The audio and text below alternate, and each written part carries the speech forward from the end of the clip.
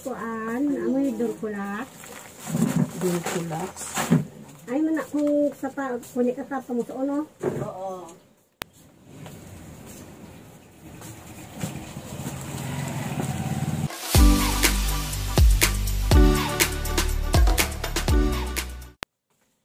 Okay.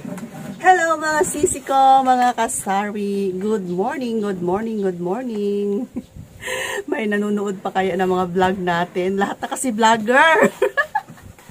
Lahat na tayo mga sisi ko, vlogger. Hala, Bira. Thank you so much. Kung ikaw man ay nanonood sa akin lagi, maraming salamat po. God bless you. Thank you na nandyan ka kasari, nandyan ka mga sisi ko, mga pari ko. Thank you so much. Huwag nyo kong iwan ha, kahit na nagbablog na rin kayo, nagko-content creator na rin kayo sa Facebook, panoorin nyo pa rin si Ate Rose. Si Kuya Dave pala, kararating lang galing sa palengke, namili ng mga bigas. Yung bigas na 5 kilos ba, yung maliliit. Yan, bumili siya ng 20 pieces. Yung binili niya, tapos yung tag 25 kilos, mga toyo, mga ricados, kahit ano pa, mga plastic. Hindi ko na pinakita sa inyo, doon sa likuran, doon sa pinakadulo. Ayan, kasi magsawa na kayo. Magsawa na kayo sa panonood ng mga unboxing, mga item, galing palengke. So, maiba naman tayo. So, kanina sa intro, may hawak-hawak ako ng mga parcel. Yan na lang yung i-open natin. Medyo exciting pa na may technique ako kung paano makasave kapag mag-order ng paninda dito sa tindahan. Pero depende lang siguro sa shop mga sisi ko. Ito yung dala ni Kuya Dave from palengke. Pero hindi niya to sa palengke gibili ha. May restaurant na binibili niya ito yung siupaw. Kain muna tayo. Napagod ako. Daming trabaho sa tindahan. Ayan, siupaw. Sarap to. Merienda tayo mga sis. Bago ko open yung parcel, pakita ko muna sa inyo yung siupaw. Siupaw. Balik tayo ng siupaw. Sige daw, be, balik tayo ninyo ang siupaw. Anong baliktad sa siupaw? Balik tayo ang siupaw. Anong sagot? Sabi nila, balik tayo ang siupaw, pausyo. Hindi, balik tayo ng siupaw, papil. Pagbalik tayo mo yan, papil. Joke, mga sisi ko. Nakakagutom talaga pag maraming trabaho. Masarap yung nila siupaw kasi may egg sa loob na malaki. Yan. Kain muna tayo. Isang kagat lang tapos mag-start na akong mag-open ng Nakadikit yung papel sa likod ba? Kaya anong baliktad sa siupaw? Papel. Kainin ko na yung papel. Bahala ang papel ka dyan. Be, masarap ba ang papel? Masarap din pala yung papel mga sisi ko. Papel. Okay. Mamaya na yan. First na i-open natin. Ito. Tcharan! Ano to? Nagmahal na to ngayon mga sisi ko. Natagbo kung inukay ani. Grabe yung hahanap ko na maka-order ako nito. Kasi nagtaas na siya. Ganda pagka naka-bubble wrap pa, naka-carton pa, tapos sa ilalim ng carton may another bubble wrap. Tcharan! Dalawang belt gummy na strawberry. Ano to siya? Ang available kasi mga sis, 1 kilo lang. Yung binibili ko dati, 1.5 kilos.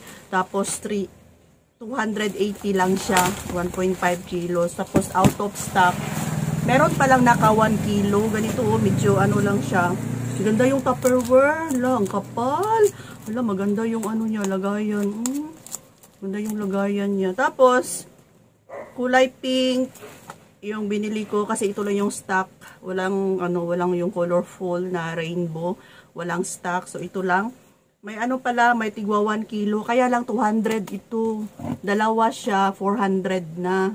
Pero, ang technique ko, yung isang padala lang mga kasari ba? Kasi pag damihan ko siya, aabot ng 100 plus yung shipping. So, 2 kilos lang yung order ko. Ganito, isang padala. Ang nabayaran ko, 420 lang. So, nahulog, yung shipping fee niya is 20 pesos lang. Kasi kapag gawin ko siyang 4 kilos, aabot ng 115 ang shipping or 80 pesos. Kaya, ginanito ko na lang siya pag-order para makasave ako. So, ganyan yung technique. Kahit na sa mga gamis na per 2.5 kilos, tig-iisa yung gina-order ko. Dati kasi, tigli-5 talaga, 5 pack. Wait lang, buksan natin itong isa. Dati kasi tigli-5 pack yung gina-order ko, 5 tag 2.5 kilos. Hindi ko pa alam kasi yung technique noon. Sa isang store, kukuha ako ng 5 flavor. Tapos, yung shipping niya, abot siya ng 300. Tapos, 300. So, almost 50. Almost 50 kada ano. Almost 50 kada isa. Tapos, 300, diba? So, ito mga sis, ang nabayaran ko, 328 lang, kasama na yung shipping. O, diba? 20 lang yung shipping. 20, tapos 30, ganyan lang. Pero pag 5 ganito, 350 ang shipping. Mahal, makatipid ako pag isa-isa. Sa bagay, hindi naman siya sabay maubos. So, kung ano na yung naubos, order ako ng isa.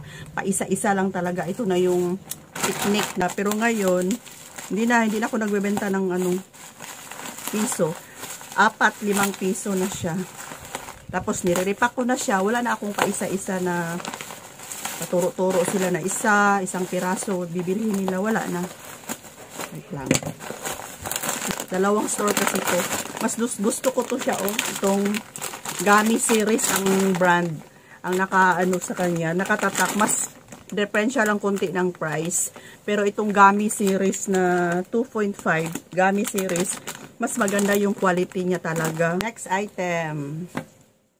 Yan, ito siya. Hindi siya para sa tindahan. Ito ay shampoo at sabon ng aking mga alaga. Maganda to kasi nakokontrol yung kanilang mga kuto. Kasi nasa loob ng bahay pa naman sila nakatira. Kailangan may ano sila. Yan sa mga sisi ko. Yan kung may mga alaga kayong aso. Hindi to sponsor ha. Ito yung ano ko, ito yung na ginagamit kong shampoo at sabon sa kanila kasi nga parang nakokontrol talaga yung yung kuto nila. Need ko talaga to nabilhin kasi nasa loob ng bahay si Maki at si Pupoy. Ito alam nyo naman siguro to, kilala nyo na to. Yan. Kung gusto nyo bumili nito, Betcore to mga sisi, Betcore brand. Yan. Ito siya is 150. Itong shampoo, 350. So, nabayaran ko 500 pesos lang ang shipping fee. Yan. Ito yung shampoo. Naka-sealed talaga ang shampoo. Ito yung na original talaga siya. Hindi siya basta-basta mariripilan. Ayan, naka-sealed talaga. Amuyin natin.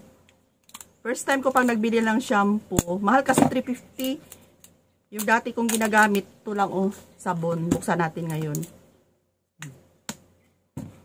Nakokontrol talaga yung yung kuto nila.